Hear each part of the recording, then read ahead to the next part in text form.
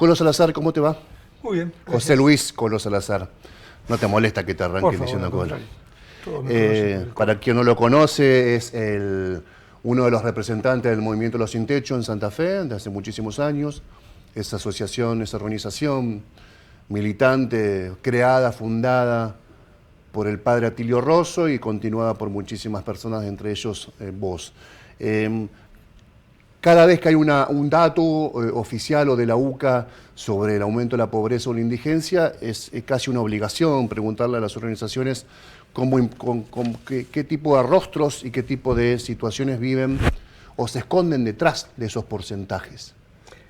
Son porcentajes que en la realidad duelen porque son reales, no hay... No, vemos que en Santa Fe tenemos 15.000 familias que son indigentes, los cuales no llegan a cubrir los 380.000 pesos para poder alimentarse. El INDEC da una familia tipo con 2 adultos y 2 chicos, y 2 chicos y pico. Está bien, promedio. No es que los pobres tienen 4, 5, 6, 7, 10, 15 hijos, no. Promedio es 2. Como alguna vez debatiste con un periodista en un canal sobre lo que los pobres tienen hijos, miles de hijos. Sí. Tenía 15 hijos. Decime quién tiene 15 Claro. hijos. Yo hace 35 años que estoy y es muy difícil. Sí, sí. Por eso, de todas maneras, el problema es que no pueden llegar a alimentarse. La asignación universal por hijo, como la tarjeta alimentar, le faltan 150.000 pesos, 160.000 pesos para llegar a los 380. Alimentarse. Ajá. Nada más, sin pensar en calzado, transporte, escuela, mochila, nada. Poder alimentarse. Los chicos necesitan las 1.880 calorías, los adultos las 2.770 calorías, los abuelos también. No los tienen. Pero, ¿por qué no lo tienen? Hay una explicación, porque desde enero el gobierno estuvo manteniendo el aumento de las asignaciones con respecto a la inflación. Sí. Lo estuvo manteniendo. Pero la gran recesión que hay, la profunda recesión que hay, no le permite al villero, al excluido, poder trabajar. Claro. Poder trabajar. Poder generar el mango, claro. Esa diferencia para salir de la indigencia o llegar a la orilla de la pobreza, lo hacían con la changa. Hoy ya no hay más changa, no hay más changa, no hay más. No hay, lo daba la clase media, lo daban las obras públicas que están parados, lo generaba un sector que está muerto. Entonces no... Y la clase media, no sé, Claro. parece ser casi una categoría del siglo, mediados del siglo XX, hablar de clase media hoy, ¿no? Porque esa clase media la que usaba el cortador de césped, el albañil, para la reparación chiquita, el electricista, el gasista, el pintor. Claro, porque cayó gente a la pobreza. Es verdad, cayó gente a la pobreza. Cayó gente pobre a la indigencia. Por eso el aumento a casi 20%, 56, 60% de pobreza. Dentro de la pobreza, ¿cuánto tiene que ganar una familia para no ser pobre? 860.000. Exacto, sí, sí. Ahí ponemos empleados públicos, docentes, jubilados, policías. Hay toda una estructura, un esquema muy grande dentro de la pobreza, que dentro de todo tienen defensa. Sí, sí. Tienen obra social, Exacto. tienen sindicato, están dentro del sistema, están dentro del estadio, ven el partido que vemos todos. El problema es los que están afuera de la cancha, que son las 15.000 familias en la ciudad de Santa Fe. Que la brecha es muy amplia para llegar a la orilla de la pobreza. Es muy grande. No veo camino, no veo solución a corto plazo. Están cada vez peor. Y eso es peligroso. Usted sabe lo que va a hacer un papá si sale de su rancho y su hijo no come hoy. O sortean quién come a la mañana, quién come a la noche. ¿Sabe lo que estamos hablando? Se corren los límites, no existen más. No hay más. Entonces, es un problema muy serio. Hemos firmado un convenio, un acuerdo muy importante con el gobernador la semana pasada para hacer 600 casas. 600 casas, ¿eh? Y él me dijo personalmente, Colo, tenemos que hacer las 1.500 que hay 1.500 ranchos. Es un shock de confianza, un shock muy importante porque vamos a radicar 1.500 ranchos en Santa Fe en estos 3 años y medio. Es probable que lo hagamos. Ahí adentro hay personas que no se alimentan. ¿Quién va a estudiar? ¿Qué chico puede instruirse si no se alimenta? No hay que ser sociólogo, ya lo hablamos esto muchas veces. Se duermen en la escuela, son violentos, no terminan 7º grado, no van a la secundaria y le firmamos la condena. Le firmamos la condena, ¿dónde va a ir? ¿Qué porcentaje hay de la marginalidad que va a la escuela secundaria? 2,5. Sobre 100 chicos, 2,5 van a la secundaria, no van. En la marginalidad. Claro, y en la universidad ni uno. ¿Eso es hoy o con cuando comenzó la asignación universal por hijo fue distinto? No, ya veníamos mal. Veníamos mal porque hay un marco, una franja de los chicos que terminan 7º grado que vemos que no van a la secundaria. Por un montón de cosas, un montón de motivos. El hábitat, la NOGBU, la alimentación, los amigos, el lugar, el rancho. Cuando van a la secundaria, muchos rebotan por la instrucción, evidentemente. Es una tipología que decía Atilio Rosso, hay que buscar la manera de tener una educación adaptada a la marginalidad. Un sistema educativo adaptado a ese chico que duerme con 2 hermanitos y el papá duerme en la misma habitación, que no tiene buena luz, que no tiene buen agua, que no tiene Hay que buscar, porque no es el mismo sistema que puede ir mi hijo, no es lo mismo, no es la clásica.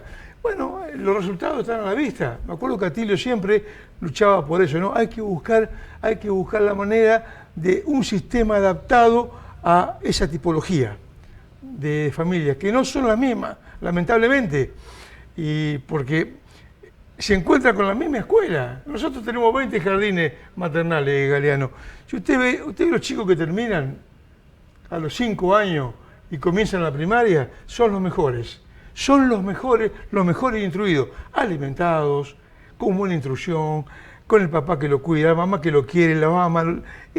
Ahora, de ahí a que terminen bien 7º grado, se nos escapa la perdiz. Ahí tiene ¿Porque salen de la órbita del movimiento o por qué sucede esto? Bueno, puede decir preescolar, que es salita de 4 y el viejo preescolar, ahí el chico está contenido, bien alimentado. Totalmente. Y después, hasta 7º... Comienza la primaria. ¿Pero por qué? ¿Porque salen de la órbita del movimiento? Se va del jardín infantil y ahí es donde nosotros tuvimos un lindo programa cuando teníamos recursos del exterior, me acuerdo con Atilio, se llamaba Primero mi primaria, que nos ayudaban a contener a los chicos, poníamos docentes para que terminen bien 7º grado. Ese era un buen programa, eso, era seguirlos en la casa, con los docentes, la mamá y el papá no tienen condiciones de enseñarle. Eso sí, no, entonces hay que buscar la manera. Era un buen proyecto ese, para que terminen bien la primaria. Y después, bueno, vemos la secundaria. Es un problema serio que esto tiene que resolverse con la política, no hay otra. Si la política tiene sentido cuando se logra transformar la realidad en beneficio de los que son perjudicados por el sistema, si no tiene ningún sentido. Cuando vos decís que estás a 150.000 pesos de juntar el monto que el dato oficial indica que debes reunir para no ser... no morirse de hambre. Para comer. ¿Y entonces qué pasa? Porque hay mucha gente que le faltan los 150.000 pesos. ¿Y ahí qué pasa dentro de esa casa? Una pregunta es obvia, ¿no? Pero la respuesta debe ser más compleja, más depende debe tener, ¿no? Los comedores están rebasados. Los alimentos llegan. La demanda es mucho peor, es mucho mayor. Nosotros tenemos los comedores, las copas de leche, que la gente, los muchachos y las chicas que le da vergüenza ir a pedir un plato de comida, ahora van. Son grandes ya. La gente no pide plata ya, pide comida. Por eso nosotros habíamos presentado un lindo programa que era Indigencia Cero, en donde podíamos inyectar a las familias indigentes, que conocemos la mayoría, con una tarjeta o con alimentos. Si no le quiere dar tarjeta, porque por ahí están los prejuicios, que sí, que se gasta la plata en esto, alimentos. Podíamos llegar con los 12 productos que tienen las calorías. Lo habíamos presentado hace como 4 o 5 años, no tuvimos buena respuesta. Hay que lograr indigencia cero. Es la única manera que podamos hablar de libertad, de libertad, de libertad. Por lo menos indigencia, como decía el cura Rosso, arrimemos a los marginados a la orilla de la pobreza. Arrimémoslo a la orilla de la pobreza. A nadie le gusta vivir en la basura, a nadie, ni a la gente de derecha, ni a la gente de izquierda. Este sistema es, así como está presentado desde diciembre hasta ahora, es un sistema de exclusión, es un sistema, bueno, a mi entender sí, pero quiero preguntarte, es un sistema que deliberadamente el proceso genera la caída del sistema, ni siquiera estar afuera del estadio, usando tu metáfora, sino ya lejos del estadio de mucha gente? La teoría que leíamos antes era la famosa teoría desarrollista, que cuando las empresas rebalsen, cuando sí, todo sí. Iba a chorrear, la famosa copa que rebalsa. Los pobres tenían que esperar que le venga un alivio como una especie de copa que rebalsa, y no le llegó nunca, ni la humedad le llegó. Bueno, ahora viene una recesión, que es peor todavía que la copa que rebalsa. Es mucho peor, porque no vemos salida a corto plazo.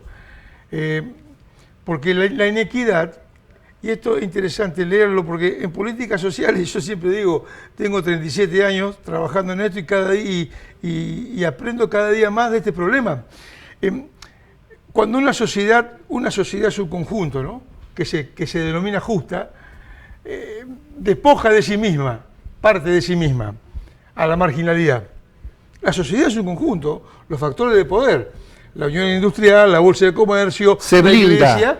Se blinda, decís. No, la despoja de sí misma, permite que se vaya a la marginalidad y convive con la marginalidad, convive con la miseria. Una sociedad basada en falso. Cuando una sociedad permite, de Puerto Rivera a Badajoz Arzotti hay 5 minutos y tenemos casi el 50% de desnutridos crónicos. Eso es una sociedad fundada en falso. Cuando eso se produce, no va a haber sistemas policiales, de inteligencia, que puedan lograr la tranquilidad. Porque la inequidad, no es que la inequidad genera violencia o que los pobres nacieron violentos, no, sino que la inequidad es un caldo de cultivo porque el sistema social y económico es injusto de su raíz. Por eso que genera violencia. Porque el sistema económico y social es injusto de su raíz. Yo siempre digo, ¿qué haríamos nosotros si viviríamos en estas condiciones? Y yo sé lo que haría. ¿Usted sabe lo que haría? Sí, claro. Claro. No hay que ser sociólogo, teólogo, filósofo para darte cuenta cuál es el problema. Entonces, una sociedad, un Estado no puede sostener estos índices de exclusión. No se puede sostener el desarrollo económico, social, político, cultural, religioso con estos índices. Hay que inyectar a la indigencia. La pobreza la vamos a pilotear, pero vamos a arrimar a los indigentes a las orillas de la pobreza. Quiero preguntarte algo que tal vez no sea de tu palo concretamente, que es el palo más social, el de la verificación de la cuestión más calórica, más del desarrollo humano, del desarrollo familiar, que es la cuestión penal. Cuando ves el título, los chicos de 13 años pueden ir presos. Así, el título solamente, sin ninguna bajada, sin ningún detalle, el título. ¿Qué te genera? Me genera, en realidad, un repudio. Los chicos no tienen que ir presos, los chicos tienen que estar en la escuela estudiando, tienen que estar con su papá, con sus amigos en el club, jugando al fútbol, a lo que le guste. Hay que buscar el sistema para cobijarlos educarlos, enseñarles, porque nadie nace malo. No es solución. Yo creo que me genera repudio, bajar la imputabilidad, yo creo que no es la solución en este momento. ¿Hasta cuándo va a ser? Hasta 12 años, 10, ¿hasta cuándo va a ser? Creo que el Estado, así como el Estado es responsable de promover la justicia social, así como el Estado es responsable de promover el bien común, así como el Estado es responsable de romper la inequidad y promover la igualdad de oportunidades, igualdad de promoción para todos los chicos, es responsable de que esos chicos no estén presos, estén en la escuela, estén en los clubes. Hay mecanismos, tiene que haber mecanismos, hay mecanismos para resolverlo, pero tiene que estar el Estado presente. Gracias, Colo, por haber venido. José Luis Colo Salazar, del Movimiento Los Sin Techo.